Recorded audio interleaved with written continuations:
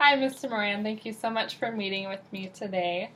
We're here today to talk about your daughter Carly, but before we begin, I just want to say that Carly's a wonderful student to have in my class. She's always eager to participate and is always on task during school. She's really just a great role model for the other students. But today we are meeting to discuss Carly's reading strengths and weaknesses. Over the past 8 weeks, I have been doing a study with Carly to assess her reading strengths and weaknesses, and we assessed her in terms of fluency, comprehension, and vocabulary. So fluency is when a student is able to recognize words immediately without sounding out the phonics present in the words. Students who are fluent readers can look at a word and immediately know how to say it without sitting there and trying to sound it out. To assess fluency, we use a test called the San Diego Quick Assessment. This test is used to see if Carly relies on context clues while reading or if she's able to read words out of context. For the San Diego Quick Assessment, she's scored at a 5th grade level in terms of fluency. For fluency, we also use a test called a running record, and this is an assessment to test a student's self-monitoring techniques while reading. And she did really well with this. She read at an accuracy of 97% and a self-correction ratio of 1 to 3, which means that she corrects 1 out of every 3 mistakes she makes while reading. Does that mean she's doing well?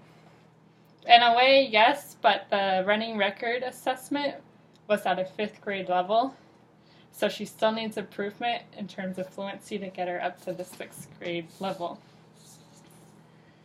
For vocabulary, we use vocabulary as a purpose of word meaning in a text. So we assess vocabulary by doing a word meaning text, where words are combined into different levels, and the student is to define the word in their own words. So for this, she scored in the 5th grade level in terms of vocabulary as well. And comprehension is more complex. It requires the reader to understand all skills that are necessary for reading. So she has to understand phonics, vocabulary, and fluency. So to test comprehension, we use a story map where Carly reads a story and then fills out the different sections. But this story map was given at a 5th grade level, and she was able to fill out all the categories correctly, but she does have a hard time comprehending higher level stories. Any questions up to this point? So all these assessments show that Carly's reading at a 5th grade level? Yes, and I have compiled some interventions that we can use to help bring Carly up to the 6th grade level. So, like I said before, Carly has shown that she's really eager to learn and to read, and that she's always willing to participate in class, which is a really great skill for a student to have and will help them with their future studies. So for Carly's reading, we're going to focus on her fluency, vocabulary, and comprehension skills to help improve her reading.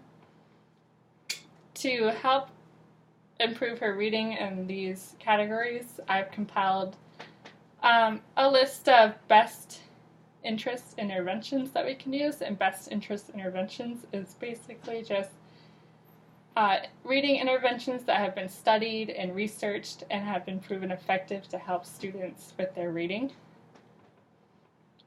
So I've kind of compiled these into a week-long unit that we'll do in class, and I've also compiled some for you to do at home with Carly. So for the first day, I want to focus on Carly's fluency in terms of word recognition. For this, we're going to use a skill called guided reading, where Carly will be partnered up with another student, and they'll read together a passage. But this will help Carly with hearing another student read and picking up their skills in terms of fluency and rhythm and how they read, and she'll be able to practice with the other student. For the second day, we're also going to focus on fluency, and we're going to use an intervention called repeated reading, where Carly will be partnered up with another reader, and they'll be given a passage, and one student will read while the other one scores and times, and then they'll switch roles. But they'll do this repeated times, so she has practice with doing a good rhythm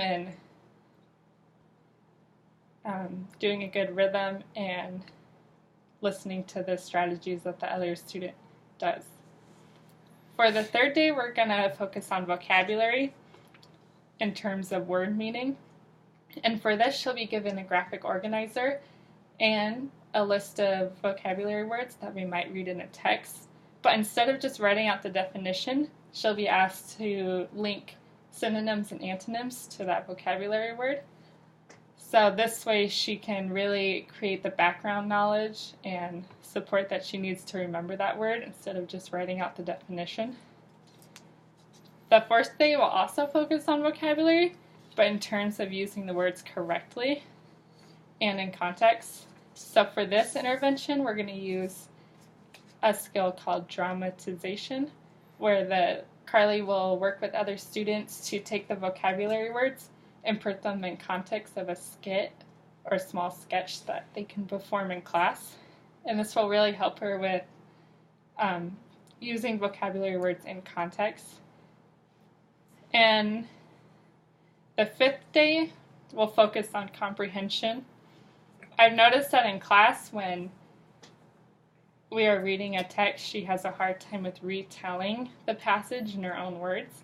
So for this, we'll be using an intervention called Determining the Main Idea, where we'll really practice on Carly reading a passage or an informational text and determining what's important here and what do I need to know from this text. So do you read at home with Carly, or does she read at all at home? Not as much as we used to, but I'm willing to make her read every night again. Okay, great. So while you guys are reading at home, I've come up with a few interventions that you guys can do at home. So for fluency, you guys can practice fluency by doing alternate readings, where you can read with her or a sibling can. And basically what you do is you would read one passage and then she would read the next, so that way she can hear you read and pick up your skills, and then she can practice it on her own with the next passage.